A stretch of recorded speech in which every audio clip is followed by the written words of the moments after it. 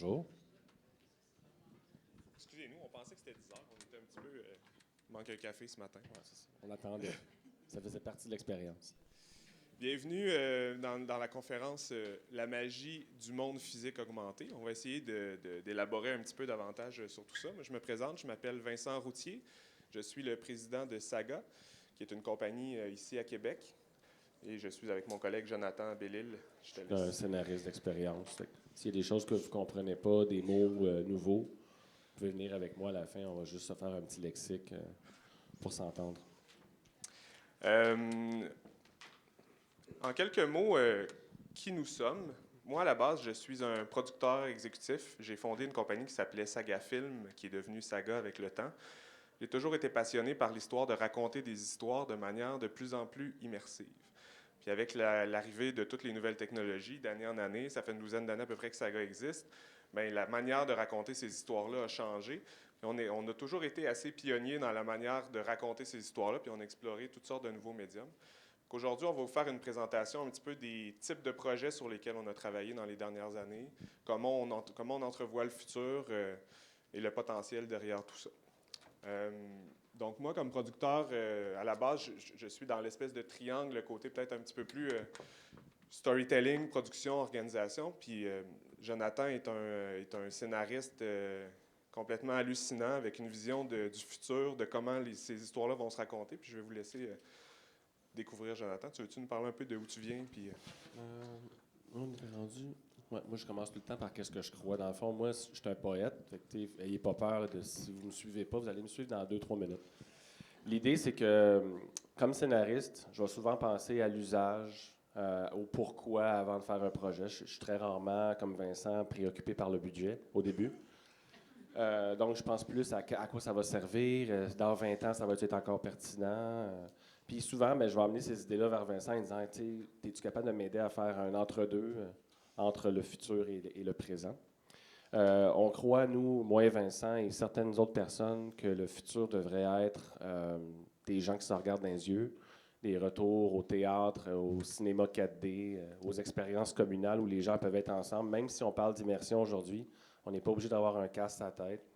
Donc, on était un peu comme... Notre modus operandi, c'était de faire des choses à la Moment Factory, à la Irregular, à la Local Project dans le monde, mais d'amener à une échelle locale, une échelle accessible pour les écoles, pour le tourisme, pour les territoires peut-être qui ne sont pas nécessairement des stades, mais qui pouvaient profiter de cette espèce d'expérience-là, d'immersion dans le monde réel.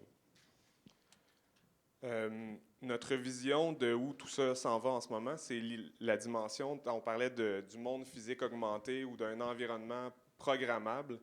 L'idée, en fait, c'est qu'à partir de maintenant, tous les espaces peuvent être sensibles à qu'est-ce qui est en train de se passer dans ces espaces-là. Donc, qui est dans l'espace? Qu'est-ce que les gens sont en train de faire? Quelles sont les interactions entre eux? Où est-ce que moi, je me situe dans la pièce? Où est-ce que Jonathan se situe dans la pièce? De où on vient? Toutes ces informations-là peuvent permettre d'alimenter une histoire ou de créer des nouvelles formes d'interactivité qui peuvent être assez intéressantes. On a un projet qui est en démonstration en ce moment qui s'appelle le plancher symphonique. Je ne sais pas si parmi vous, il y en a qui ont eu le temps de le voir. Si à 1 heure, on a 1 heure. OK, on se dépêchait, on pensait qu'on avait une demi-heure. On est capable de faire 1 heure, il n'y a pas de problème. Donc, on a un projet qui s'appelle le plancher symphonique, qui est un projet qu'on a fait en collaboration avec l'Orchestre symphonique de Québec. Je vais en parler tout de suite parce qu'on ne couvre pas ce projet-là dans l'éventail de projets qu'on va vous présenter. Le plancher symphonique, ce qu'on a fait, c'est qu'on a enregistré instrument par instrument, tous les instruments de l'orchestre. En fait, 16 sections d'instruments. Puis à la base, ce projet-là s'appelait les Jardins symphoniques. C'était une application mobile qui, grâce à l'utilisation du GPS dans le téléphone, déterminait ce qu'on entendait dans nos écouteurs. Fait que si j'étais à telle coordonnée GPS dans le parc devant le Grand Théâtre, j'entendais les violoncelles. Mais si je marchais vers là-bas, les violoncelles disparaissaient doucement, puis les contrebasses apparaissaient, comme si je marchais sur la scène à travers tous les instruments qui sont en train de jouer en synchro. Ce qu'on a fait pour le plancher symphonique, ce qu'on a fait, en fait, c'est qu'on n'a plus besoin du téléphone et des écouteurs. On a mis tout ça dans des haut-parleurs, puis on a mis des caméras qui permettent de déterminer la position des gens. Fait que si vous allez physiquement sur la pastille des violoncelles, les violoncelles vont jouer dans les haut-parleurs. Si votre ami se place sur la pastille des violons, bien, vous allez entendre les violoncelles et les violons en même temps. Donc, ça devient une expérience communale où on peut combiner différents sons ensemble. Si vous voulez prendre la pilule bleue, en plus. Vous pouvez donc imaginer facilement, parce qu'on va vous montrer les projets qu'on a faits, vous pouvez facilement imaginer un film qui se marche. Fait que les projecteurs qui ne sont pas en ce moment attachés à cette expérience-là pourraient projeter un film qui se déplace en fonction du rythme de la foule, du nombre de gens, le nombre d'enfants détectés. Les enfants sont plus bas que les adultes, donc la caméra sait il y a combien d'enfants dans la place versus les adultes. On sait il y a combien de femmes versus d'hommes, quel âge ils ont. J'ai plus de son. Et mais c'est pas grave, C'était temps. on pourrait faire aussi un film qui se marche physiquement. Donc, on fait des expériences en ce moment au quartier des spectacles. On fait des expériences à Verdun sur des récits spécialisés. Donc, ça vient d'une pratique qui s'appelle les paysages sonores en anglais, les soundscapes. C'est beaucoup utilisé par les gens qui font du son, du field recording, qui spatialisaient des expériences qui se marchaient. Nous, on l'amène juste à une échelle peut-être plus commerciale, où est-ce qu'on dit, hey, ça peut servir à une rue, ça peut servir à un organisme, par exemple l'OSQ, qui peuvent faire découvrir leur contenu dans un parc, et non pas juste sur une app, là, dans une expérience où les gens marchent physiquement à travers un orchestre. Donc, ils découvrent à la fois l'idée de marcher le contenu, ce qui est un peu inusité. C'est comme un podcast, mais un podcast qui est réactif, qui est dynamique. Un exemple de ce qu'on peut faire avec ça, qui est vraiment fascinant, c'est que je pourrais marcher dans un environnement et suivre un narrateur. Donc, le narrateur passe à côté de moi, puis il faut que je suive la narration en marchant, en le suivant. Je peux avoir à la fois une expérience. On avait fait, moi puis Vincent, des propositions, des fois, des clients d'avoir une narration personnelle puis une narration publique. Donc ici, il y a une narration qui nous accompagne, mais si je mets mes écouteurs puis je me place dans une zone de la pièce, j'ai une seconde narration qui embarque juste pour moi, pour que j'entende quelque chose de plus. Fait qu'on peut avoir des doubles narrations dans une expérience communale. Juste pour vous donner une idée, on a un petit problème technique. Vous venez de où? Qui êtes-vous? Qu'est-ce que, peut-être par main levée, qui vient plus d'un milieu de diffusion, de spectacle, des salles ou magnifique? Qui représente ou est un artiste qui pourrait jouer sur les planches d'une de ces salles-là? OK, super. Et qui d'autre? Dites-nous. Avec un réseau de diffusion, donc je ne suis pas diffuseur comme tel. OK. La production de spectacle. La Ville de Québec. La Ville de Québec. Magnifique. Est-ce qu'on est bon pour le son? Ou, C'est un autre fournisseur qui a décidé de. C'est toutes les salles en fait qui ont du son. Ah, OK. C'est dommage. Je pense qu'on s'entend bien quand même. Oui, c'est parce qu'il y a du son dans les prochaines slides de la présentation, c'est pour ça que je suis un peu embêté. On va le faire. Mais en fait, toi, tu vas faire la musique, moi, je vais faire la note. Donc, la vidéo qu'on est en train de regarder en ce moment, c'est la présentation d'un projet qui s'appelle La naissance du monde. Mais à la base, La naissance du monde vient d'un projet qui tient beaucoup à Jonathan, qui sort de la tête de Jonathan. Jonathan, je pense que tu peux nous parler du projet. Puis les images vont faire écho avec ce qu'il y a. C'est un peu le projet qui nous a amené, moi et Vincent, à faire ensemble. J'avais un projet depuis 8 ans qui était de faire un film qui se lit à voix haute. C'est un livre papier. Je voulais absolument léguer à ma fille la beauté d'avoir un livre papier en 2060. Fait qu'il fallait que je sauve le livre papier. Fait que je me suis inventé une histoire en papier, moi qui vient du web. Et les enfants lisent à voix haute le livre et ça déclenche avec une technologie de reconnaissance vocale. Chaque phrase déclenche des loops sonores, des effets sonores et des scènes de films animés. Et l'enfant, dans le fond, est le narrateur du film. Puis Vincent, comme producteur, a amené ça dans des sphères plus scolaires. Donc, il a été faire des prototypes en milieu scolaire devant les élèves. Puis on a découvert qu'il y avait un marché pour les élèves qui veulent apprendre à lire, qui veulent découvrir le goût de la lecture. On a distribué le livre dans toutes les écoles en Ontario, les écoles primaires. Puis en ce moment, le projet est en train de se décliner dans des plateformes un peu plus fixes comme les BANQ de ce monde ou les bibliothèques qui achètent en fait une installation qui peut accueillir d'autres livres que Rousseau. Donc, Le Petit Prince ou d'autres livres. Il faut s'imaginer que j'arrive dans une pièce et je dis « Ils étaient dans la forêt de pin ». Fait que là, je pourrais avoir des choses qui sont déclenchées par le fait que j'ai dit « Ils sont dans une forêt de pin ». Toute la pièce devient enveloppée d'arbres. Ça sent le pin.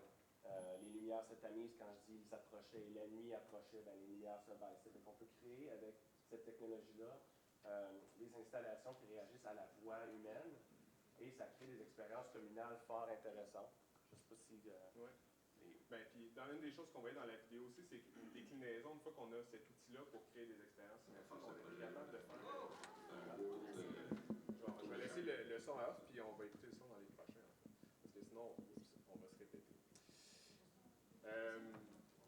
qu'on voyait, en fait, c'est il y avait une borne aussi qui a été déménagée dans plusieurs parcs à Montréal. Ça s'appelle La naissance du monde. Fait qu'on on a engagé un illustrateur, un rédacteur, puis on a refait un autre compte qui a été plus sous une forme d'installation pour les lieux publics. Fait que là, c'était anti-vandalisme et tout versus le livre avec l'application. C'était le form factor, la forme de l'interaction était la même au niveau de la reconnaissance vocale, sauf que l'installation était différente. Puis on a pu déménager ça un petit peu partout. Ça s'est ramassé sur le top du Mont-Royal. Puis, ce qui est intéressant, c'est la réaction du public. On s'est rendu compte que ça peut être considéré comme du mobilier urbain augmenté. Donc, c'est un art de la scène qu'on concaténé, qu'on mis dans un petit contenant qui fait que les gens, au début, regardent l'installation, c'est un peu énigmatique, c'est une stèle, ils s'approchent, il y a des gens qui les observent. Aller lire en public, c'est une expérience assez intime, donc il y a peu de monde qui s'engageait les premiers, mais dès qu'il y avait quelqu'un qui lisait, c'était comme une expérience communale assez unique, du genre un peu contemplative, du genre je regarde quelqu'un d'inconnu me lire un conte. Ça crée donc des belles rencontres. Même entre adultes, parce que la personne qui arrivait aux espèces de vitrins pour lire, sa voix était amplifiée. Fait que, dans un espace public, comme sur le toit du Mont-Royal, les gens arrivaient, se mettaient à lire. Tout le monde était un petit peu gêné au début parce que leur voix était amplifiée. Mais là, le film commençait à se générer. Fait qu'il y avait comme une espèce de récompense pour continuer de lire. Puis après ça, à la fin de chaque représentation, il y avait tout le temps une espèce de 30-40 personnes autour, puis tout le monde applaudissait. C'était une espèce de moment. Oui. Est-ce que les effets étaient selon la tonalité ou selon le mot qui était... On a fait ça simple, mais on pourrait y aller avec la tonalité, le rythme de lecture. Là, on était juste dans la reconnaissance de la phrase au complet. Donc, si la personne lisait la phrase au complet, il y avait comme un mini délai de 2 à 3 secondes, puis ça déclenchait la scène. Qu'on utilisait quand... Si, par exemple, on sautait une phrase, on sautait finalement, ouais. Et puis on s'en allait à l'autre effet. Ouais. Dans les écoles, au début, on pensait que c'était une expérience très parent-enfant. Vous avez avant réinventer l'art de la lecture. Ou, quand on amenait ça dans la salle de classe, on branchait ça sur le tableau interactif. Là, les jeunes venaient chacun à leur tour lire 2 pages.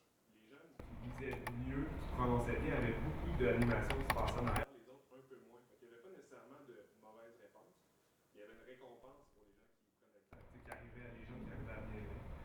Pour apprendre à bien prononcer, il y avait un super beau potentiel. Ce livre-là a été déployé dans 5400 copies, je pense, dans les écoles francophones. Les écoles francophones en ont reçu grâce à une collaboration avec TFI. Ça a été... Et si on veut voir l'expérience ou la vivre un peu plus... Bon, mais j'ai emmené Parfait. un exemple. C'est wuxia.ca. Si vous pouvez aller voir de l'information sur le site. Le livre est disponible en ligne chez Archambault. C'est quoi le site? wuxia.ca. J'imagine que vous avez une plateforme, quelque chose que vous pouvez nous envoyer. Ouais, faudrait voir avec les gens de Rideau, mais on pourrait rendre disponible notre présentation et ajouter des URL aussi. Mais juste aussi pour faire le tour sur cette question-là, c'est là où Wuxia, c'était un des premiers prototypes de ce que moi et Vincent développait, c'est-à-dire un écosystème de plateformes, de systèmes de senseurs qui nous permettent de senser le monde physique. La première affaire, c'était senser la voix, comprendre le contexte humain. Qu'est-ce qui est en train d'être dit, sur quel ton, avec quel rythme. Si tu es un enfant qui parle, si tu es un adulte, parce que si c'est un enfant qui parle, lui, il va faire venir le petit lapin sur le mur. Si c'est une mère, ce ne sera pas le lapin, ça va être un ours. C'était toutes des espèces de questions poétiques qu'on se posait comme ça. Qu'est-ce que ça va prendre pour qu'un acteur sur scène puisse utiliser sa voix comme un outil interactif. Après ça, Vincent travaillait de son bord sur d'autres senseurs, par exemple le RFID, les objets connectés, la camera vision, c'est juste mettre une caméra ici, savoir où tous les gens sont dans la pièce, quelles sont les chaises vides, combien de femmes en bas de 20 ans, c'est quoi la tune qu'on parle ici aujourd'hui. Je parle-tu du Marvin Gaye ou je parle du Katy Perry?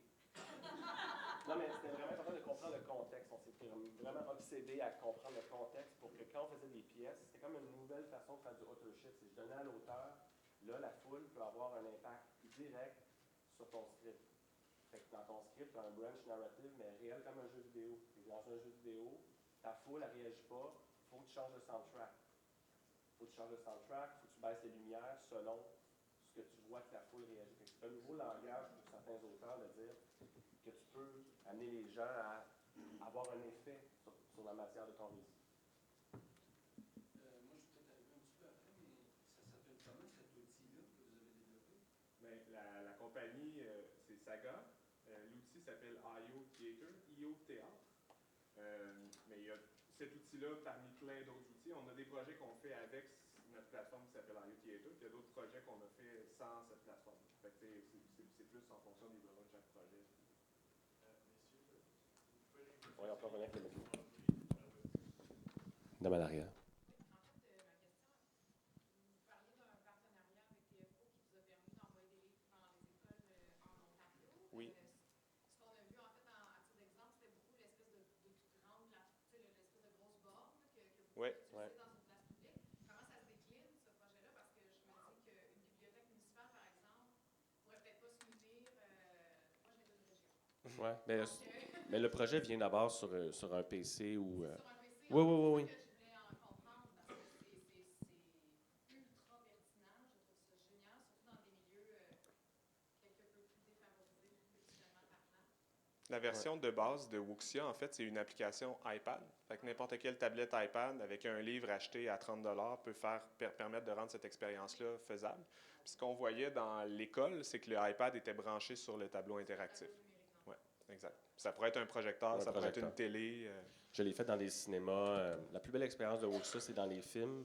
J'invite des enfants à être dans un cinéma. On l'a fait à Toronto. Les enfants lisent, dans le fond, comme dans les bonnies mentales des années 1800. Fait que je lis le film, mais le film, il réagit à ma voix. Fait que l'enfant peut mettre l'émotion. Puis quand la musique embarque, il faut vous imaginer, là, la musique, il y a de la musique dans Wuxia. Quand la musique embarque, ton émotion change. Comme narrateur, oui. Les enfants, ils rentrent là-dedans, puis il y avait du monde qui pleurait dans la salle, mais ils ne savaient pas pourquoi. Mais dans le fond, c'est la voix de l'enfant qui vibrait un peu sur les gens. On va continuer. On a plein de projets à passer avec vous autres. Donc, Place Technoculture, pour les gens de Québec, vous en avez peut-être entendu parler. C'est un projet que j'avais monté avec Dominique Brown à l'époque où il était encore chez Binox. C'est un projet de place publique, réinventer l'espace public pour le redonner aux citoyens. Fait que c'est une place avec une programmation créée par et pour la communauté, avec une vocation sociale, éducative, culturelle. Il y avait zéro publicité dans ça ou zéro aspect plus industrie.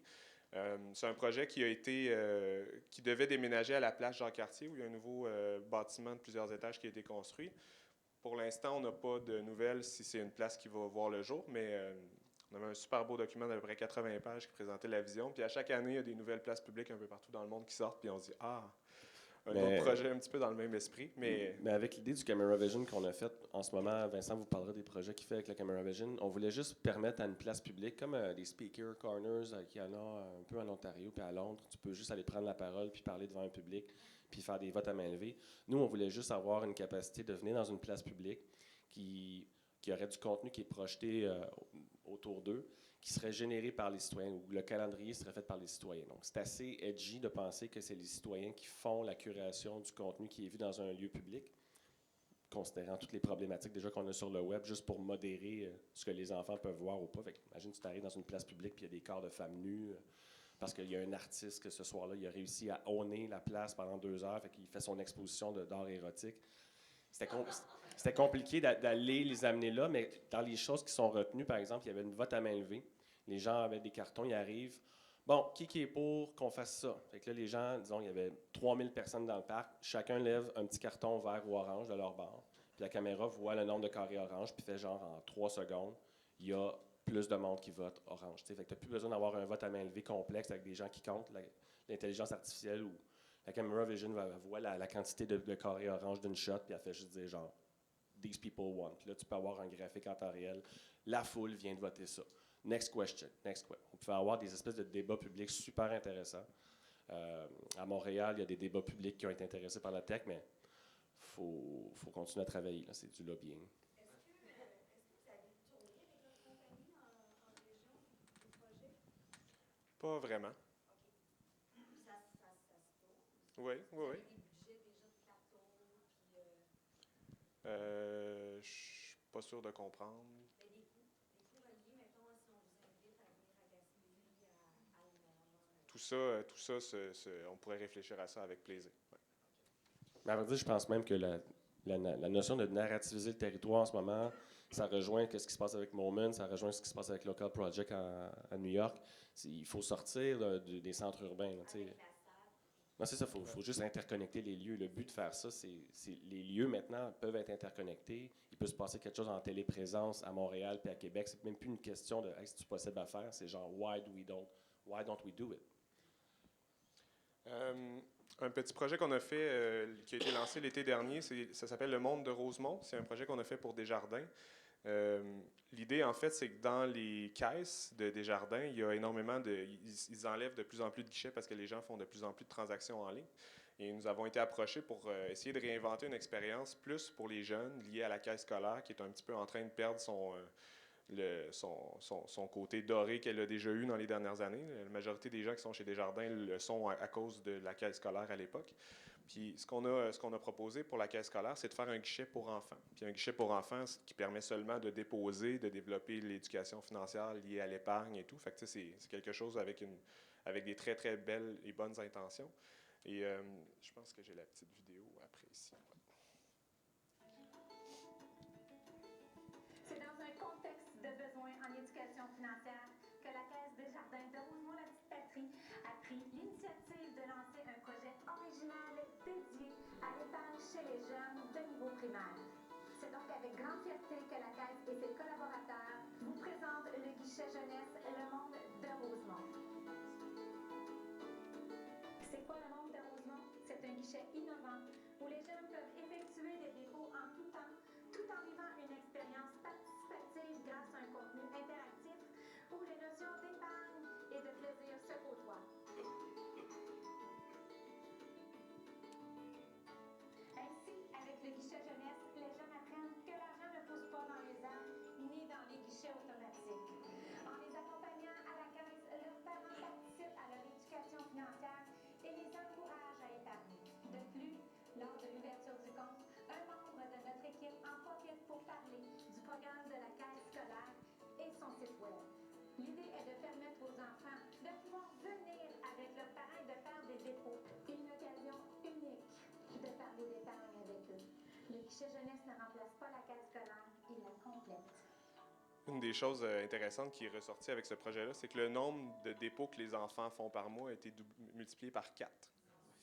Fait que, tu sais, Mais, à vrai dire, la ligne aussi intéressante, c'est d'amener le... C'était pas juste un petit jeu, c'était pas de la gamification stupide, c'était vraiment de dire qu'est-ce que l'enfant apprend là-dedans. C'est comme jouer à Minecraft, où est-ce que l'enfant, je dis, ton cash, il sert à bâtir une ville. Dans le fond, on a créé une ville dans un site web, mais le site web se contrôle avec des boutons. Fait que, c'est très tactile, très enfant. Il n'y a rien, il n'y a pas de touch. Là, c'est vraiment, l'enfant, il faut qu'il se promène dans ses options. Puis une fois qu'il a mis son argent, il choisit son bloc. Genre, il va construire un hôtel de ville.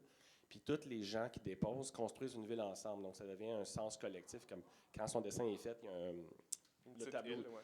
La ville se construit à côté. Fait que chaque déposant, dans le fond, construit ensemble une méga ville futuriste. En tout cas, il y a plein de... Il y a plein de thèmes de ville, mais plus un enfant dépose souvent, plus il a 10 thèmes sur son île, mais que tu aies déposé 5 sous ou 50 piastres, ça ne change rien dans le fond. Fait que, plus une île est développée, ça veut dire plus l'enfant a une bonne habitude d'épargne dans le fond.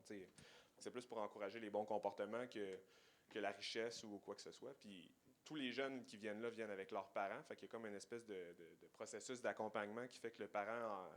c'est comme un outil pour le parent pour introduire la notion d'épargne pour les enfants. Je t'avoue dans 2 secondes. Puis à la fin, on pose une question plus terre à terre pour le parent et l'enfant qui dit, Jean, toi, qu'est-ce que tu ferais avec l'argent ce que Desjardins donne à la collectivité? C'est un des principes de Desjardins, c'est on coopère avec l'argent qui est déposé puis on la réinvestit dans la communauté. Qu'est-ce qu'on devrait faire? Loger des gens qui sont sans abri? On devrait-tu nourrir les animaux? Il y a une question vraiment pratico-pratique sur genre, là, l'argent que tu viens de déposer, c'est pas juste pour toi, c'est pour la collectivité. Qu'est-ce qu'on fait pour la collectivité? Fait que ça pose des questions. Moi, je suis aussi des régions, et puis les caisses populaires ferment un peu partout. Ouais. Pas juste les guichets tout au complet. Ouais. Ça se peut-tu un truc comme ça, mais pour adultes? Sincèrement, c'est des vraies questions qui ont été posées. On était au Desjardins Larmes qui réfléchit à ces questions-là. C'est des questions à la fois économiques qui sont un peu dommages, mais je pense qu'ils sont conscients de la problématique. Ils vont sûrement créer une initiative de téléprésence. En tout cas, je sais que pour les guichets jeunesse, c'est ça qui se passe, mais il va sûrement avoir des initiatives de téléprésence qui s'en viennent pour éviter cet exode-là évident, je pense. Oui, vraiment. Oui, puis ça ne serait pas le même coût que d'entretenir une caisse. Anyway, je ne pense pas qu'on a besoin d'une caisse autant que d'avoir un accès téléprésence à un humain. Là. Puis on va laisser Desjardins annoncer leurs choses, là, mais il va y avoir des suites à ce projet-là, d'après nous. Lui, c'est le gars politique, moi. Chut, Jonathan. Ce projet-là, c'est le simulateur génial. Parmi vous, est-ce qu'il y en a qui en ont déjà entendu parler ou un petit peu? Au Musée de la Civilisation, l'an dernier, c'était la première année du simulateur Génial. Génial, c'est l'émission de Télé-Québec pour les enfants sur la science. Et ce qui a été imaginé, en fait, c'est une espèce de vaisseau spatial de Martin Carly et François Bellavance qui leur permet d'aller visiter des phénomènes scientifiques un petit peu partout dans le monde. Fait que dans ce vaisseau-là, accompagnés des enfants, ils vont aller déclencher une tornade, un volcan, voir des aurores boréales. Puis à travers tout ça, il y a toutes sortes de quiz pour comprendre qu'est-ce qui fait qu'un volcan va aller en éruption, qu'est-ce qui déclenche une tornade. C'est un espèce de petit jeu ludique. On a une vidéo qu'on va vous montrer tout de suite après, mais en fait, juste pour vous mettre en contexte, Génial, l'an dernier, c'était une table avec des petits cubes RFID qui permettaient de répondre. Vous allez voir dans la vidéo. Cette année, la semaine passée, on est allé démonter à la Biosphère, donc ça a été pendant un mois à présenter à la Biosphère. C'est une version avec la vision numérique maintenant au lieu d'utiliser le RFID. Donc les jeunes se déplacent sur la scène pour voter, A, B, C, D. Il y a plusieurs questions. Puis à un moment donné, il y a des machines à fumer, il y a des gros ventilateurs. C'est assez immersif comme expérience pour les jeunes. Et ça va être au Musée de la Civilisation pour la semaine de relâche à Québec, si jamais vous vouliez aller jeter un Puis coup d'œil. ceux qui font du théâtre ici ou de l'art de la scène, c'est vraiment l'idée d'amener un film qui se marche, mais dans une seule pièce. Fait que Musée de la Civilisation, on avait des gens qui s'assoyaient dans la place de cinéma, qui s'attendaient à avoir un show statique, mais c'était leur kid qui étaient les acteurs de ce film-là. Puis la façon qu'on l'avait fait, c'était vraiment comme un cockpit de vaisseau. Fait que c'était physicaliser le show de Génial. Le show télé ou le contenu qui avait été produit pour ce genre d'émission de télé-là était utilisé pour la narration. Donc, il était assis dans le cockpit et il posait des questions aux enfants et il les amenait à faire des expériences qui ne peuvent pas se faire dans la réalité, comme faire sauter une aurore boréale, faire sauter le soleil, faire une tornade sur Jupiter. Ils vont interagir avec le contenu sur la table. Donc, c'est pas juste une table interactive, c'est aussi une forme de scénarisation de l'environnement. Donc, tous les écrans qui sont ici sont en relation aussi avec ce qui se passe sur la table. Et tout ça peut être reprogrammé pour un show, pour un autre spectacle, pour un musée, pour une salle d'affaires interactive. On a déjà des projets en éducation et en muséologie. L'idée, c'était de venir tester avec des vrais enfants, de venir voir comment ils interagissaient, de voir si la foule qui regarde l'interaction, c'est intéressant aussi. Et les jeunes sont à la fois immersés dans un mode vidéographique, cinématographique, mais en même temps, ils apprennent des choses avec l'interaction. Ce serait super facile d'imaginer réutiliser tout l'équipement qui est ici pour faire quelque chose de complètement différent, basé sur ce qu'on vient de dire, où tout ça est connecté à une plateforme web. Tout ça appliqué toujours pour l'idée d'un collectif qui se rassemble dans un lieu, puis le lieu réagit à la présence, réagit. On augmente l'expérience des gens par la technologie, mais qui est pratiquement difficile. Parce que c'est tout potentiel dans les projets. C'est un peu l'idée d'un jeu vidéo, mais qui a plusieurs écrans ou plusieurs interfaces. Fait que, au lieu d'avoir une manette dans les mains, les jeunes doivent déplacer physiquement des objets tangibles pour, à un certain moment, voter. Ou là, vous voyez, des fois, l'éclairage change, la machine à fumer. Donc ça, c'est de la technique de l'équipement de spectacle, mais qui est lui aussi interfacé sur la même plateforme. Donc ça permet de créer un environnement qui est très... Fait un exemple, t'arrives, puis je sais pas moi, il fait chaud, mais il y avait des chaufferettes. C'était juste des choses très simples électriques, mais qui étaient liées au script qui était activé par les gens sur scène. Fait que si je réponds à la bonne affaire, fait que là, ça allume la chaufferette. Il commence à faire chaud sur le stage. Il y a de la boucane qui est envoyée, mais les enfants sont en train de répondre à une question sur un volcan. Fait que c'était juste de rajouter des éléments sensoriels autour d'une interface toute bête et méchante. Fait que c'est facile de faire juste une application web que les jeunes jouent sur une tablette, mais là, autour de la tablette, on rajoute de l'odeur, des effets sonores, de la boucane, pour que les enfants oublient un peu juste l'interaction sur l'écran, mais ils regardent autour d'eux autres, puis dans le fond, ils travaillent ensemble. Ce qu'on voit ici, c'est l'UMA. C'est un projet qu'on a fait en 2014 à Québec. C'était un parcours interactif sur à peu près 1,5 km dans le Vieux-Québec. Donc, il y avait des projections architecturales sur l'hôtel de ville, sur l'église qu'on voit juste là. Le principe, en fait, c'est qu'il y avait 3 stations. Les gens se faisaient donner un petit cube en bois qui avait une puce RFID dessus qui nous permettait de suivre le parcours d'un usager puis de savoir qui était où à quel moment. Fait qu'à un moment donné, le premier jeu, c'était une espèce de puzzle qui se jouait à 6 à 8 personnes. Fait qu'à un moment donné, ça devenait très difficile, tout le monde se mettait à rire, puis les gens étaient comme forcés à interagir les uns avec les autres. Puis à ce moment-là, on enregistrait le son, on prenait des photos, puis plus les gens avançaient dans l'expérience, la deuxième station, c'était un gros instrument de musique collectif, dans le fond. Fait qu'on enregistrait la track que chaque personne avait jouée. Puis la dernière section, c'était un calendrier de l'Avent. Fait qu'en mettant l'espèce de cube, à un moment donné, on pouvait laisser un vœu pour quelqu'un d'autre. On en recevait un que quelqu'un venait de laisser avant. On revoyait une espèce de mosaïque d'images de nous avec nos amis 5 minutes avant dans l'autre station. Fait que c'était comme l'idée d'explorer l'espèce de jeu multi-personnes, mais justement mais dans un environnement plus physique. Puis ça, c'est un projet quand même assez grand qu'on a fait en peu de temps. On a eu le go le 1er novembre, il fallait livrer le 28, puis vous voyez un petit peu la complexité, là, mais tu sais... Mais c'était dans les challenges qu'on se disait, c'est qu'on était tanné de voir des projets qui prennent un an à prototyper. Nous, ce qu'on avait fait avec Radio Twitter, c'était démocratiser l'accès à cette façon de penser-là pour autant les producteurs que les scénaristes. Puis quand on est arrivé, je me rappelle, l'équipe de technique, c'était des gens de la scène, ils nous ont dit « Chris, vous rêvez en couleur. Il y avait 70 quarts de métier. Les gars, ils checkaient notre échéancier puis ils ne croyaient pas. Puis quand on était rendu en train de livrer, il n'y avait plus vraiment cette même réflexion-là. C'était plus du genre « Ah, c'est possible. » C'était intense.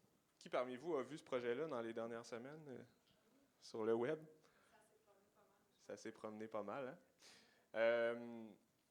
Je vais vous montrer la petite vidéo qui est quand même assez éloquente. Est-ce que ça se peut qu'il n'y ait pas de son en ce moment? C'est pas très grave. En fait, l'idée, c'est qu'on a fait, en l'espace de quelques jours, un prototype, parce qu'on se disait, dans les gymnases, si on était capable de combiner l'idée du jeu vidéo ou de l'expérience plus digitale, comme ce qu'on voit là, avec l'idée du monde physique. Donc, détecter que les ballons rejoignent le mur à cet endroit-là, où il y a comme toute une espèce d'univers de jeux et de possibilités qui pourraient s'ouvrir. On a fait ce petit jeu-là en une journée. J'ai appelé un ami qui est professeur dans une école ici à Québec. J'ai dit, est-ce que le gymnase serait disponible vendredi? Puis on est allé s'installer, puis on a fait des tests. Puis la vidéo que vous regardez en ce moment est rendue à peu près 900 000 visionnements sur Internet. Ça a été comme une espèce de méga hit. On a eu à peu près 200 courriels d'écoles qui voulaient en avoir d'un peu partout dans le monde. Puis, fait que, tu sais, il y a un beau potentiel pour ça, parce que là, ça reste un jeu assez simple, mais il y aurait moyen d'imaginer comment on peut faire du français, des mathématiques en bougeant dans un gymnase, ou d'amener une espèce de dimension plus multidimensionnelle. Puis, dans un gymnase, ça peut devenir comme une espèce de théâtre. Fait qu'en installant quelques équipements de base dans le gymnase, la vocation de cet espace-là peut changer puis être réinventée. Fait que ça, c'est un projet qui va nous occuper pas mal dans les prochains mois. Puis ce qu'il faut, encore une fois, regarder au-delà de... Comme Woxia, c'était juste la voix, tandis que ça, ici, c'est genre un logiciel qui réagit au Camera Vision. Imaginez qu'un jeune, en plus, avec la caméra qu'on utilise, on peut avoir du machine learning de gestes. Fait qu'il pourrait avoir un jeune qui, lui, veut aller chercher un pouvoir supplémentaire. Puis pour faire ça, il faut qu'il fasse un geste comme ça pendant, mettons, 5 secondes. La caméra détecte ce geste-là, puis là, c'est plus décoré, ça devient des petits cercles. Le niveau de difficulté change. Fait qu'on pourrait avoir différents types d'interactions qu'on rajoute. Fait que là, en ce moment, vous en envoyez juste un senseur, c'est le Camera Vision, mais on pourrait comme les combiner avec d'autres. Alors, il y avait aussi de la lumière là-dedans. Oui, il y avait de l'éclairage parce qu'on voulait pouvoir utiliser un projecteur pas dispendieux. Fait que les lumières du gymnase allumées, ça aurait pris un projecteur trop puissant. En fermant les lumières puis en contrôlant l'éclairage, on était capable de faire un environnement qui était sécuritaire, mais avec une luminosité comme un petit peu plus basse. Puis c'était encore plus immersif pour les jeunes. C'était pas le gymnase qu'ils connaissaient habituellement. J'imagine, vu que vous êtes tellement ensemble, vous faites ça pas très longtemps, nous, ça a l'air très simple. Non, mais j'imagine qu'on peut bouger plus loin et dire on active les voix, là on donne des... on va vraiment loin. Ouais. Dans cet exemple-là, ce qu'on sait, c'est ce qui se passe sur le mur, mais ce serait assez facile d'imaginer, de comprendre ce qui se passe au plancher. Aussi. Puis la version complète qu'on est en train d'imaginer pour ce projet-là, c'est 2 murs qui se font face. Fait qu'on va inventer des nouveaux jeux d'équipe, que les jeunes vont avoir un but à protéger, mais avec des personnages. Puis, oui, il y avait du son. Oui, il y avait du son.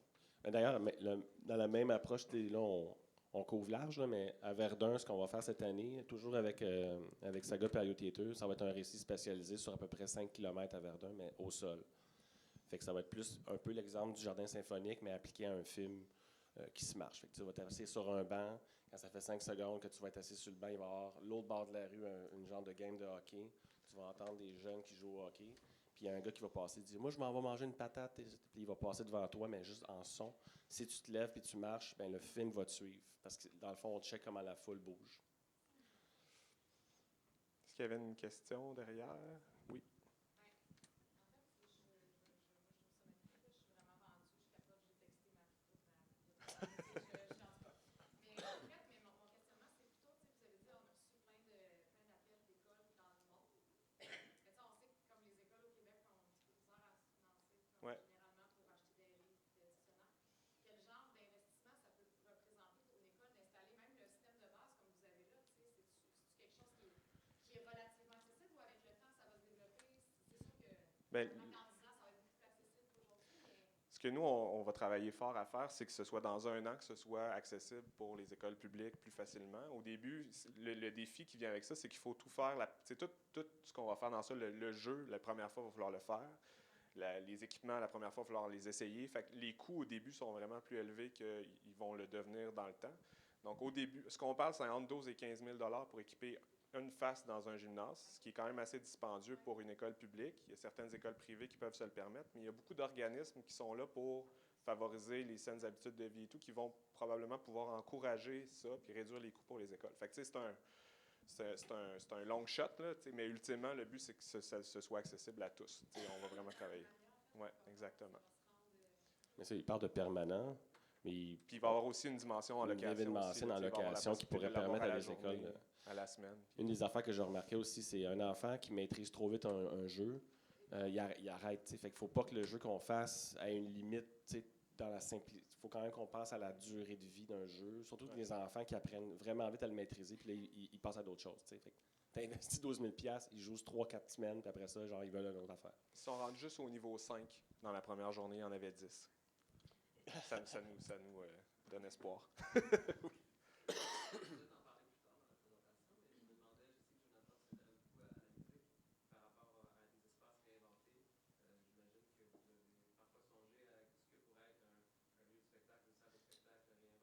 Jamais.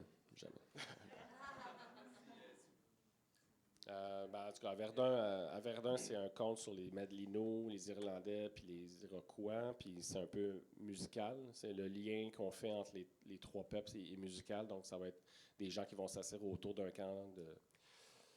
feu de camp virtuel, puis ils vont être assis physiquement sur des bûches, puis ils vont créer ensemble, selon les chaises que vous avez prises, vous avez choisi un instrument sans vous en rendre compte. Puis là, que la composition, comment que les gens s'assoient autour du feu, crée une atmosphère sonore. Ça donne un des premiers volets qu'on fait. Là. Utiliser la foule pour triggerer des musicalités.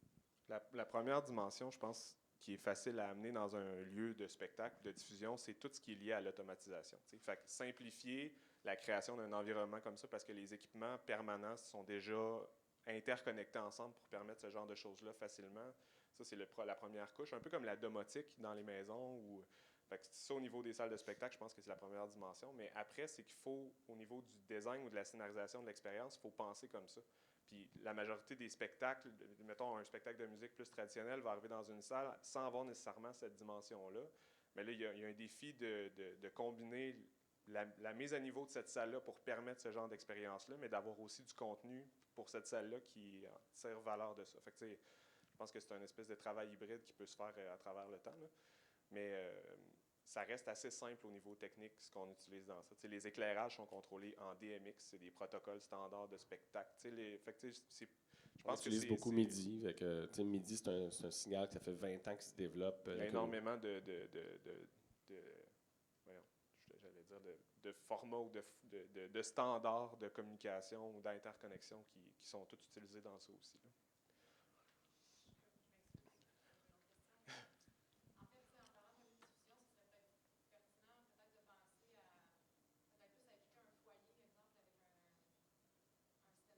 Mm-hmm. Un plus-value au spectacle traditionnel, d'offrir le spectacle tel qu'on veut l'offrir dans les salles qu'on a, parce que il y a 20 ans, on a investi dans des grandes salles à 900 places, puis italiennes, pas trop transformables, un peu figées.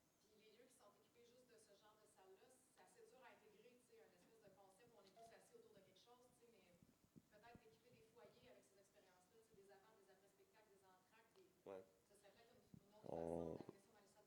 Absolument. Puis il y a plein de temps morts dans les salles de spectacle ou ces foyers-là qui pourraient peut-être être mis à disposition pour d'autres genres de publics, d'autres genres d'usages avec ce genre d'approche-là. Une des choses qu'on fait, le mot rétrofit revient dans la plupart des partenaires industriels qui nous ont approchés. Mettons, récemment un client qui fait des parcs de jeux d'eau qui ont mis leurs senseurs il y a 20 ans dans des dalles de béton. Puis nous, on leur arrive et on dit tu peux avoir tes senseurs à la place au-dessus de la tête avec une caméra. Fait que, tu peux faire des nouvelles interactions sans avoir à défoncer ton béton. Fait qu'il y a peut-être des choses qu'on peut faire avec des salles fixes en ajoutant ce genre de nouveaux senseurs-là. Puis tu sais, c'est vrai que l'automatisation est très forte, puis il y a aussi tout le machine learning puis l'intelligence artificielle qui ça a l'air un peu abstrait ou déconnecté de l'art de la scène, mais c'est très lié. Tout ce qu'on apprend à une caméra à reconnaître, la voix qui commence à reconnaître 25 langues. Un exemple avec Google Speech API, je peux reconnaître 25 langues. Donc, je pourrais avoir un show qui peut être même traduit ou penser à des narrations supplémentaires. Tu sais, j'ai en train d'écouter un show, puis là, je peux avoir accès à une narration peut-être qui est comme qui accompagne ça dans ma langue. Il faut le pousser dans plus loin. Le rôle d'une pièce, dans le fond, peut être aussi un outil pour l'auteur. Donc, tu arrives dans une pièce, puis là, tu dis à la personne, à l'auteur, cette pièce-là est IoTisée ou est munie de tant de senseurs. Donc, tu peux savoir quand la crowd elle s'emmerde, là. Si tu veux, tu peux le savoir. Fait que si tu veux, tu peux avoir 2 soundtracks, tu sais, ou tu peux avoir un effet ou une signalétique pour, je sais pas, il faut juste y penser. Tu peux ne pas vouloir ça aussi. Exact. Ouais, c'est sûr. Moi, j'aime ça, le savoir. On avait préparé des trucs un petit peu plus formels sur l'état du marché, l'Internet des objets. On peut les passer quand même assez rapidement. Parmi vous, qui est familier avec le mot Internet des objets? OK. En fait, pour le simplifier, c'est l'idée que les objets physiques qui souvent étaient inertes ou souvent avaient de l'électricité, mais pas nécessairement de connectivité au niveau réseautique, vont presque tous, d'ici les quelques prochaines années, avoir une forme de connexion à l'Internet. Fait que si on parle de la sécheuse, bien, l'idée, c'est que ta sécheuse, quand elle va être brisée, elle va envoyer toute seule un message à mes tags pour dire « venez me réparer ». Fait que, pour comme améliorer l'expérience de l'usager par le principe de la connexion, la vraie dimension économique en arrière de ça, c'est que toutes les compagnies vont avoir énormément d'informations, de data qui va venir de ça pour pouvoir améliorer leurs produits, mieux connaître leurs consommateurs et ainsi de suite. Puis c'est présenté aux consommateurs comme étant ça va simplifier votre vie et tout. Fait que il y a des pour et des contre dans tout ça. Mais le principe, en fait, c'est qu'à partir du moment où tous les objets sont connectés ou interconnectés, nous, comme scénaristes, on voit un potentiel à ça qui est peut-être différent un petit peu. Parce qu'à partir du moment où l'objet est capable de communiquer avec une plateforme ou avec l'Internet, mais ça peut être de l'information qui pourrait alimenter, par exemple, le scénario d'une expérience ou une histoire. En communication, il y a 3 exemples qui ont fait quand même assez le tour. Amazon ont fait des boutons. C'est un bouton que quand tu pèses sur le bouton, ça commande pour toi quelque chose sur Amazon que tu vas recevoir 2 jours plus tard, genre du savon pour ta laveuse. Fait que si tu pèses sur le bouton Tide, 2 jours plus tard, tu vas avoir une boîte de Tide qui va arriver parce que quand tu as fait ta brassée, tu as dit « Oh shit, je vais bientôt manquer de savon ». Tu pèses sur le bouton, après ça, tu as du savon qui va arriver chez toi. Fait que c'est comme de simplifier ou d'accélérer le... Mais vous pouvez l'appliquer à une régie de scène aussi, tu sais, quelqu'un pourrait arriver puis... C'est pour ça que mes exemples sont comme gradés vers le monde du spectacle. Le bouton Tide n'a pas vraiment grand-chose à voir avec une salle de spectacle. Je m'en excuse. Mais il explique bien le principe d'un petit bouton qui coûte 50 cents à faire à Amazon, mais qui va rapporter énormément d'argent. Le deuxième, c'est la lumière de Budweiser. Fait que ça, c'était une lumière que tu pouvais acheter puis mettre dans ton salon. Puis là, quand tu écoutes le hockey, quand le Canadien score, la lumière dans ton salon, elle allume parce qu'il est connecté à Internet. Puis il y a un système qui a dit à la lumière, allume-toi parce qu'il vient d'avoir un but. T'sais. Fait que tu as 1 million de lumières qui s'allument en même temps dans les salons. Fait que dans le fond, c'est juste comme une page web qui attend un signal. Il y a un but. Elle envoie un signal à un site web et elle dit tous les gens qui sont connectés sur ce service-là, fait tourner la lumière. Fait que les gens, ils rouvraient leur caisse de bière, il y avait une lumière, ils la mettaient au plafond, puis c'était live connecté sur le goal du gardien. C'était comme de créer une expérience un petit peu théâtrale dans tous les salons qui allaient avoir cette lumière-là. Ils la vendaient pas cher parce qu'il y avait un gros logo Budweiser dessus. Mais c'est une manière comme une autre de faire de la com. Puis le troisième, c'est les bracelets. C'est les bracelets de Disney, que vous avez peut-être entendu parler. Disney ont mis 1,5 milliard de dollars dans ces bracelets-là. Ça aurait pu coûter moins cher, d'après moi. Oui, non, mais ça aurait pu coûter moins cher quand même. C'est assez simple comme... Oui, c'est ça. Exactement. Mais beaucoup de spectacles maintenant fonctionnent comme ça. Il y a une compagnie à Montréal qui s'appelle Connect & Go. Il y a Intelletix qui en font aussi. Pixmob font des bracelets qui réagissent mais qui ne permettent pas la gestion d'accès, mais bientôt vont permettre la gestion d'accès aussi. L'idée du bracelet de Disney, c'est qu'au lieu d'être juste un geste où je mets mon bracelet sur un scanner, c'est que le bracelet émet des fréquences radio aussi qui permettent de positionner le bracelet en temps réel n'importe où sur le site. Donc, tu ne vas pas perdre tes enfants parce qu'ils ont un bracelet. Ou quand tu arrives au restaurant, mais tu as vu que tu as déjà, quand tu as préparé ton truc, tu as dit, moi, je veux manger telle affaire à telle. Fait que quand tu approches du restaurant, le plat était servi. Fait que, tu sais, tout est dans l'idée d'expérience. Je sais pas, j'avais lu un article que les gens réagissaient à ça, justement. Ils s'assoyaient, puis leur plat y arrivait. Ouais. Fait que ça, je sais pas si c'est un usage humain, mais c'est efficace, en tout cas. Donc, la gestion des files d'attente, exactement. Savoir il y a combien de... Fait qu'il y a énormément de potentiel qui vient lié à tout ce type de technologies-là qui sont en train d'arriver. Puis là, on parle de l'Internet des objets. Puis moi puis Jonathan, on réfléchit beaucoup à une expérience dans son ensemble. Fait qu'une expérience dans son ensemble, c'est les objets. Ça peut être un produit, ça peut être un artefact d'une histoire. Ça devrait aussi être les personnes et les lieux. Fait que c'est comme une espèce de triangle dans lequel on pense à l'interconnectivité entre les objets physiques qui parlent à Internet, la dimension où on sait qu'est-ce que les gens font en temps réel, comme dans l'expérience du plancher symphonique, il y a quelqu'un là qui fait jouer l'instrument, il peut avoir une dimension super poétique à ça, et l'espace physique qui est sensible aussi à ces usages-là. On fait un projet, toujours dans l'Internet des objets, mais au lieu de l'appliquer sûrement aux objets, on l'inverse, puis on utilise dans le fond le corps humain comme le matériel dans l'espace. Le projet qu'on fait avec l'ONF Quartier des spectacles utilise une portion de ce que IO Theater fait, puis on détecte le mood d'une crowd. On détecte évidemment la sociodémographie, genre il y a combien de femmes, c'est quoi l'âge moyen, il y a combien d'enfants. On fait juste montrer, dans le fond, on éduque les gens à savoir ce que la caméra de surveillance moyenne aujourd'hui fait en bas de 50$, ce qui est assez déjà terrifiant. Puis après ça, on montre qu'est-ce qu'on peut faire au niveau synergologique. Donc, est-ce qu'on peut détecter les intentions? On peut-tu prédire le crime? Toutes les affaires folles qu'on pouvait voir dans Big Brother, on le fait. Mais on le fait pour éduquer les gens sur voici comment une caméra fonctionne, voici comment un algorithme est créé. Il y a tout le temps un biais, tu sais. Puis qu'est-ce qui est intéressant, c'est que pour les arts de la scène, les gens qui écrivent, les gens qui travaillent avec des humains, tout est biaisé, tu sais. Je veux dire, il y a tout le temps de l'intention, de la subjectivité. Fait que c'est beaucoup plus intéressant pour nous de le donner, cette technologie-là, à des gens de l'art de la scène ou de l'événement qui ont quelque chose à dire, que de le donner à de la surveillance ou du militaire. Parce que vous pourriez vous imaginer qu'on a été approché par du militaire ou des gens en surveillance.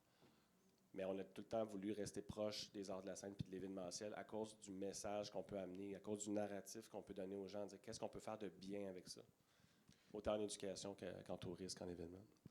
Puis peut-être pour compléter sur ça, quand on approche la scénarisation d'une expérience usagée, il y a tout le temps deux dimensions. Une dimension qui est invisible pour l'usager, puis une dimension qui est visible pour l'usager. La dimension invisible, c'est tout ce que les senseurs collectent comme information, sans nécessairement avoir de rétroaction pour l'usager. La dimension visible, c'est souvent ce qui est plus visible, de l'éclairage, du contenu, du son, Mais la dimension invisible peut aussi permettre d'améliorer une expérience de spectacle ou peut permettre d'améliorer le flow d'une histoire ou il y a de l'information derrière ça qui peut être super pertinente à aller chercher aussi pour, en bout de ligne, créer une expérience qui est encore plus riche.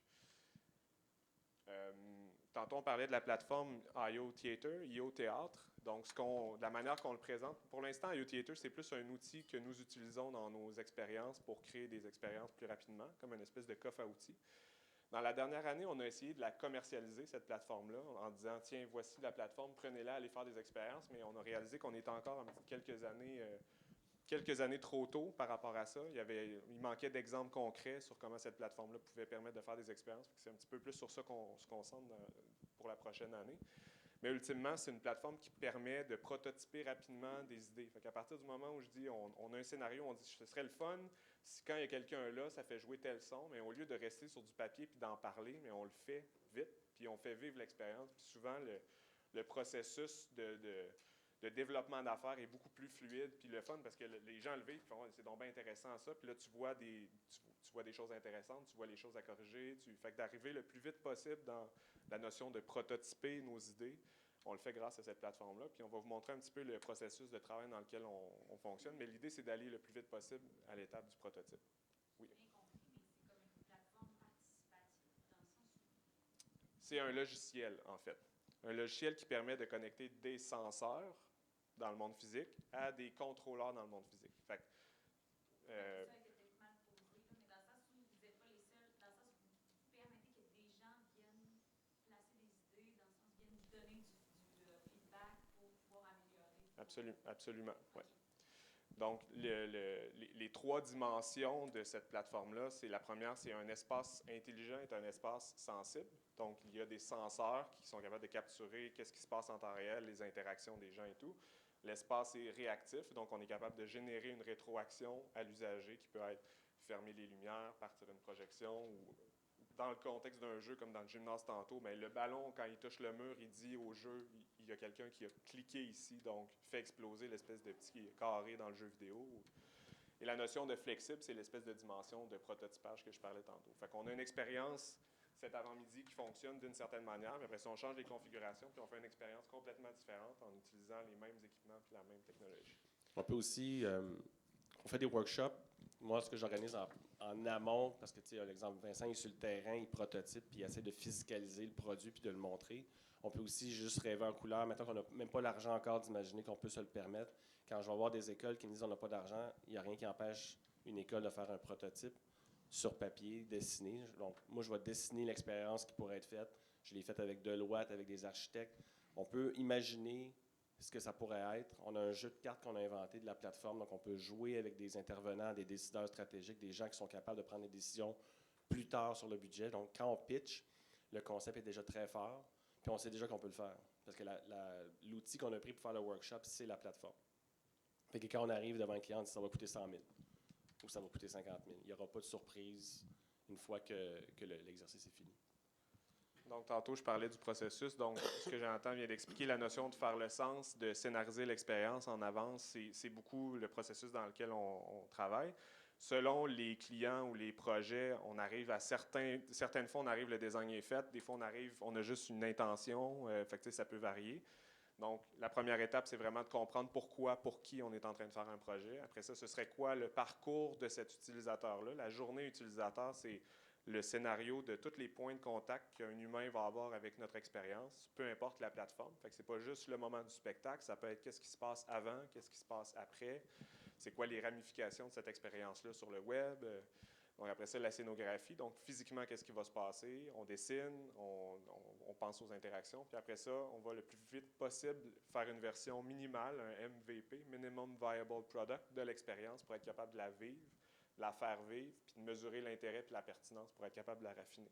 Puis quand on a ce petit prototype-là, on est capable après ça de penser à une version plus grande, une version plus complète, élaborée, qui va pouvoir être financée, puis après ça, qui va pouvoir être amenée en production.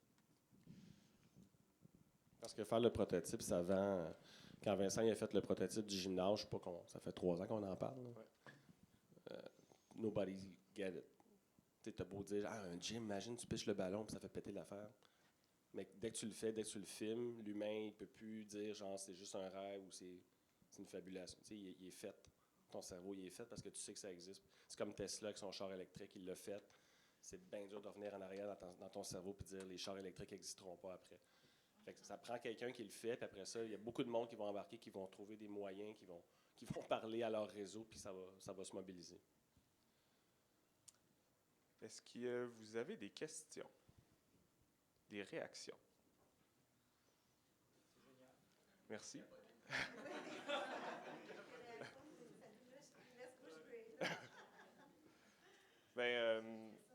Oui.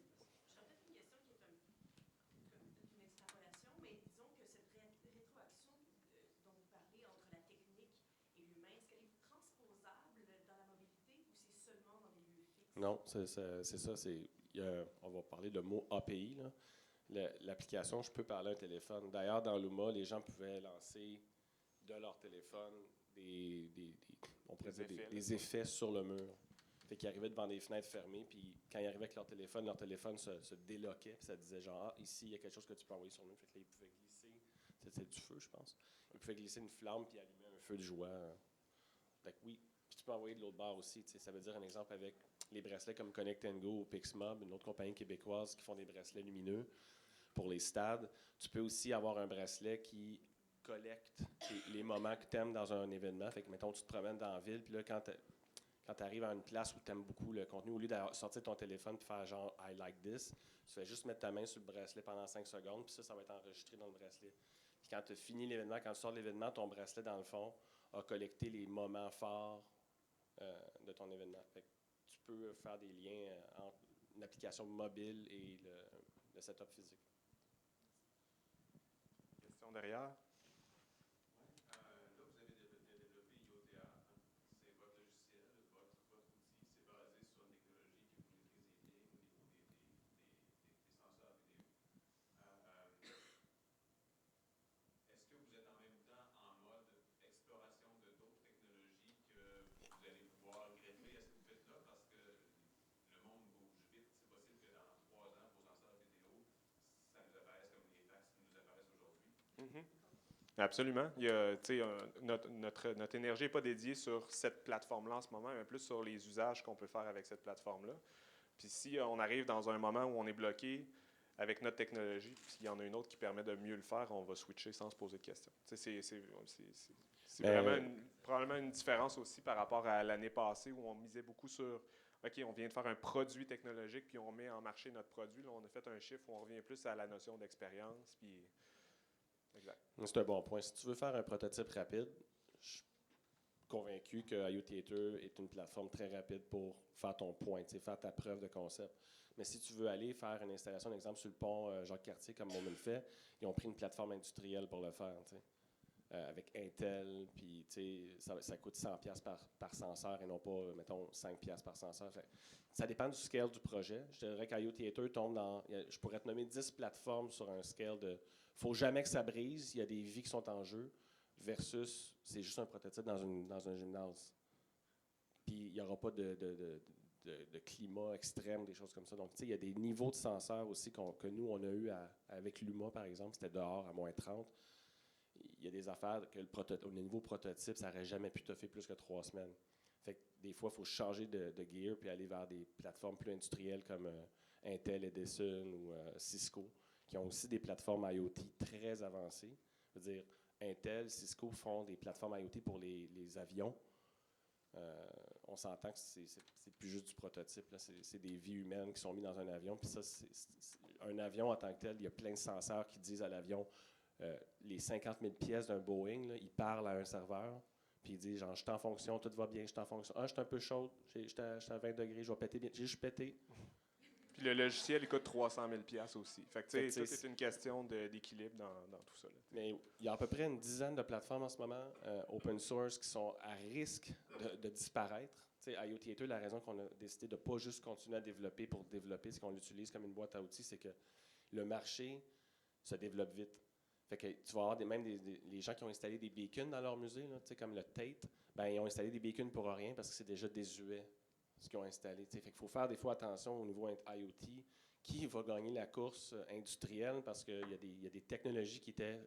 Il y en a qui disaient ça va être le Wi-Fi, ça va être le Wi-Fi. Puis finalement, il y a des technologies qui reviennent, puis c'est pas le Wi-Fi, c'est genre l'affaire qui précédait le Wi-Fi qui va gagner la course, je dirais, du standard. Betacam, VHS, mettons. Là. Fait que l'Internet, on avait beaucoup de standards il y a 20 ans. Il y en a beaucoup moins qu'avant. L'IoT, en ce moment, il y a 20 standards qui se combattent. Là. Fait qu'il faut faire attention dans nos choix de juste pas se pitcher sur la première nouvelle bébelle. Puis des fois, ça peut ralentir certains projets là, de prendre trop vite le shortcut, de dire « Ah, ça, c'est la nouvelle bébelle, RTLS. » Les hôpitaux, un exemple aux États-Unis, qui peuvent tracker les scalpels au pouce près dans un bâtiment. Parce que chaque objet est tagué avec une genre de puce qui peut savoir où est le scalpel 26. Il est dans le patient. Ça, c'est un genre de précision qu'on n'a pas de besoin, nous, à savoir, mais juste avec le Camera Vision que Vincent parlait tantôt, qui est vraiment moins dispendieux qu'un système RTLS, on peut faire aussi les mêmes genres de petits miracles ou petits moments d'épiphanie, du genre, Chris, c'est de la magie que je viens de voir là. Puis, c'est ça. Côté, tu parlais un petit peu avec les caméras de sécurité et compagnie, qu'on puisse vraiment voir un peu la démographie d'une foule, justement dans une salle, par exemple, des gens qui sont assis, on pourrait quand même avoir un ratio homme-femme, âge, c'est juste la précision à un prix raisonnable. Le sexe, l'âge, c'est facile. L'âge, ouais. Mais par strate de quoi? Ben, c'est des moyennes, puis chaque fois qu'un censeur donne une information comme ça vient souvent avec un pourcentage de confiance.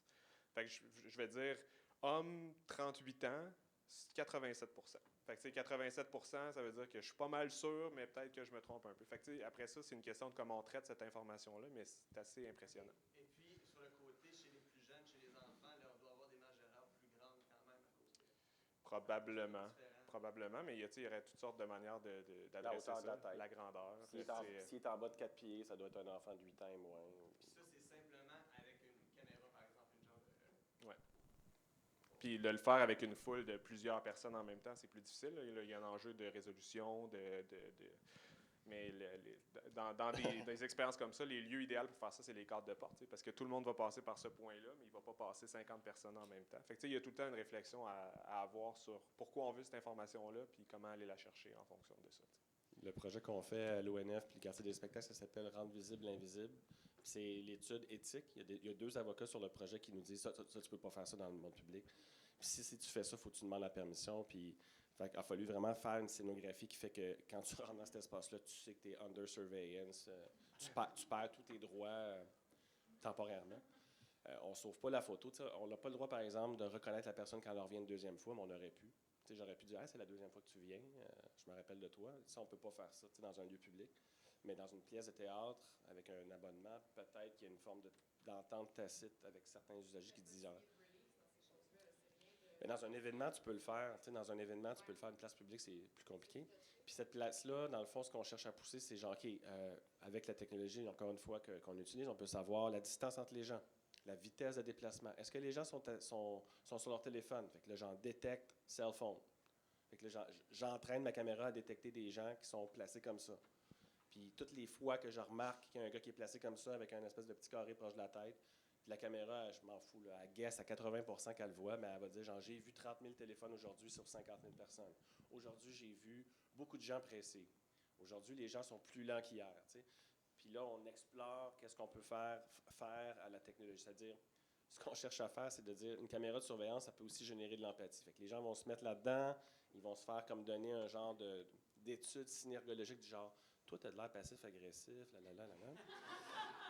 tu as 20% de chance de sourire à un inconnu. T'sais. Fait qu'au lieu de dire que je soupçonne que tu es quelqu'un qui va potentiellement faire un crime, d'ailleurs, tous les systèmes de surveillance aujourd'hui, c'est un peu dommage, mais la police de Montréal participe au projet, nous ont dit, on ne cherche plus les causes aujourd'hui. Aujourd'hui, on cherche juste à prédire le crime. Fait que je ne sais pas là, si toi, tu es en dépression ou whatever, je veux juste savoir si tu vas tuer quelqu'un.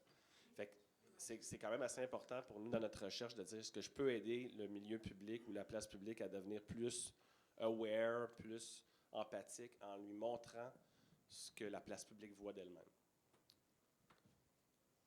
Mais imaginez-le appliquer à un show, là, c'est peut-être plus facile. Et puis la base dans la dimension éthique, je pense, c'est la transparence. Là. Fait que quand on a un usager qui rentre dans une expérience comme ça, il faut que ce soit clair dans quel genre d'expérience cet usager-là embarque, puis qu'il comprenne pourquoi il embarque dans cette expérience-là. Fait que dans les exemples qu'on donne là, c'est très far-fetched, puis dans la majorité des cas plus liés au monde du spectacle, c'est pas nécessaire d'aller jusque-là. Mais quand on parlait de caméras, il y a des caméras qui voient en 3D, mais il y a des caméras qui voient en 2D. Les caméras 3D permettent de comprendre le squelette. T'sais, comme la Kinect, quand on joue à un jeu vidéo sur la Xbox, ben, elle est capable de dire il y a une main ici, la main est ouverte, elle est fermée. Ou... Ça, c'est pas possible de loin avec 200 personnes, mais quand la personne est proche de la caméra, ben, on est capable d'aller très loin dans le genre de détails qu'on peut aller chercher. Puis là, ben, le mouvement des jambes pourrait déterminer le tempo de la musique sur que je suis en train d'entrer. Il y a plein d'applications tripantes à faire aussi avec ce genre de niveau de détail. Là, il y avait une question. Juste une idée au niveau légal, au moment où on a un senseur visuel comme ça, on peut avoir un contrat visuel Oui, où une proposition est faite et le geste signe le contrat. oui, absolument. Mais c'est un peu difficile à expliquer à quelqu'un qui arrive... Mais sérieusement, il va y avoir des modèles d'affaires qui vont naître, qui vont être liés au machine learning. Mais mettons, tu parlais de musique tantôt. Imaginez ça, c'est mon synthétiseur. Fait que mon synthétiseur, il y a une certaine tonalité, puis là, ça, c'est... Ça, c'est facile à faire. Là. Mais ça ne fera pas une toune. Fait qu'il faut que tu t'imagines toutes les interactions qu'il faut inventer. C'est quoi la nouvelle façon de jouer de la musique quand ta main, elle contracte puis elle joue avec un son. Fait que le synthétiseur est ici. Le drum, c'est quand je fais ça. Fait que là, je peux faire de la musique en faisant ça. Là, il faut que tu imagines la scénographie. C'est-tu cool de voir un gars qui fait ça? mais non, mais ça devient un scénographe qui regarde ça et dit « Chris, on a l'air des épais. » C'est comme quand Vincent se promène dans des événements, puis tout le monde parle de VR, puis tout le monde a un casque sur la tête. C'est-tu beau, un événement avec 300 personnes avec un casque sur la tête, puis on se disait « Ah, je pense qu'on a quelque chose entre les mains, que peut-être on peut faire du VR, mais avec des gens qui se voient d'en face, puis on va peut-être aller chercher une crowd intéressée à garder le théâtre, mettons, vivant en place. » Un gros merci, tout le monde.